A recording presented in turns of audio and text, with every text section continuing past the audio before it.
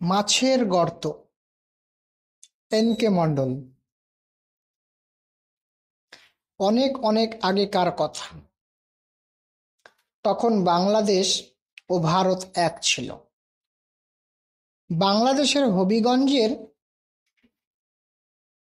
ব্যাপক হারে বৃষ্টি হয়ে গ্রাম জলের তলায় চলে গেছিল। সে কি বন্যা! গ্রামের মানুষ সকলেই পালিয়ে আশ্রয় নিয়েছিল শহরের স্কুল কলেজে। যে যেখানে পেরেছে পালিয়ে প্রাণ বাঁচিয়েছে। বন্যার জল দিন পাঁচেক ছিল, তারপর স্বাভাবিক হলেও সমস্ত গ্রাম জল কাদায় পরিপূর্ণ। বাচ্চা বুড়ো সকলের নানান সমস্যা। সরকার ত্রাণ দিয়ে প্রাণ বাঁচিয়েছিল। গ্রামবাসীরা ধীরে ধীরে বাড়িঘর মেরামত করে বসবাস শুরু করে দিল। চাষাবাদ শুরু করে দিল। গফুর মোল্লা মনস্থির করে তার 5 কাঠা নদীর পাড়ের জমিটা চাষ করবে। গিন্নিকে বললেন, কই রে ভানু, বাসি পান্তা যা আছে দিয়ে দেখি, হাল চাষটা করে আসি, না হলে খেতে পাবো না। সংসারে গফুর মোল্লার বড়ই অভাব। এই বুড়ো বয়সে তেমন একটা খাটতে পারে না। নিজের জমি বলতে নদীর পাড়ে সেই 5 কাঠা জমি ছাড়া আর কিছুই নেই। লোকের জমি চাষ করে কটা টাকাই বা পায়। গফুর মোল্লার ছেলে মেয়ে তার নেই। বিধাতা তার কপালে সে সব লেখেন।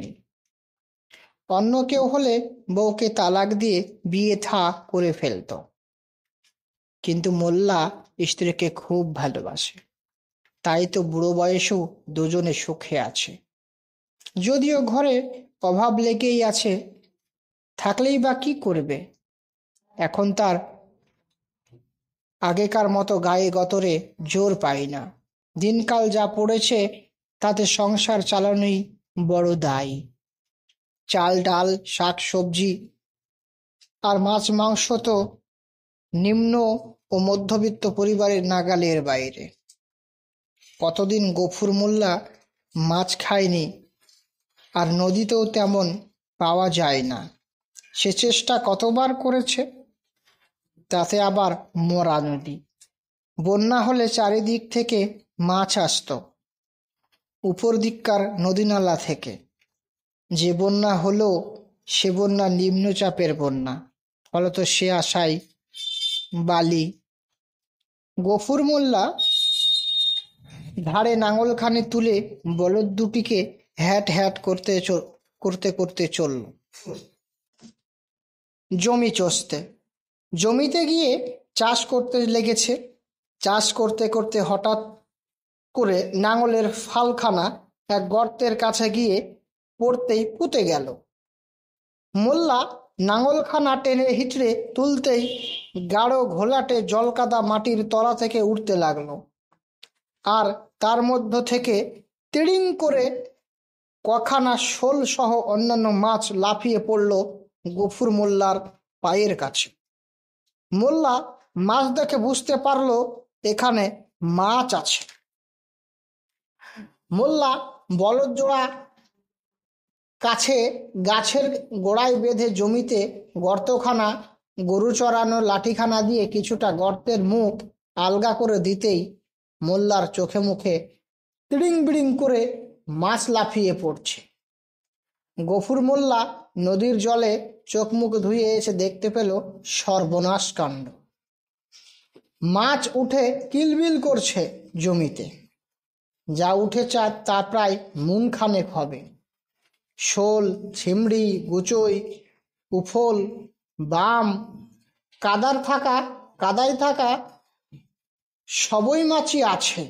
গফুর মোল্লা ভালো করে বুঝতে পারল যে এখানে কোনো বড় গর্ত আছে। গর্তের ভেতরখানা যেন দেখতে সিমেন্টের প্লাস্টারের মতো তেলতেলে। মোল্লা বুঝতে পেরে গর্তের মুখখানা তাড়াতাড়ি বন্ধ করে দিল। উপরে যা মাছ উঠেছিল তা বস্তায় ভরে বাড়িতে নিয়ে এসে জলে ধুয়ে বাজারে নিয়ে গেল। এবং তা বেচে অনেক টাকা পেল। এইভাবে প্রতিদিন গফুর মোল্লা মাছ বাজারে নিয়ে গিয়ে বিক্রি করে আসে, আর তার বউ মাঠে কুড়ো ঘরে মাছ পাহারা দেয়। এইভাবে কয়েক মাস চলল। তারপর সে অনেক টাকার মালিক হলো এবং পরে বুঝতে পারলো সেসব মাছ নদীরই ছিল। নদী থেকে মাটির ভিতরে সুড়ঙ্গ করে এসে গর্ত করেছিল। পরে যেভাবে হোক সুড়ঙ্গ বন্ধ হয়ে যাওয়ার ফলে মাছগুলি আটকা পড়েছিল।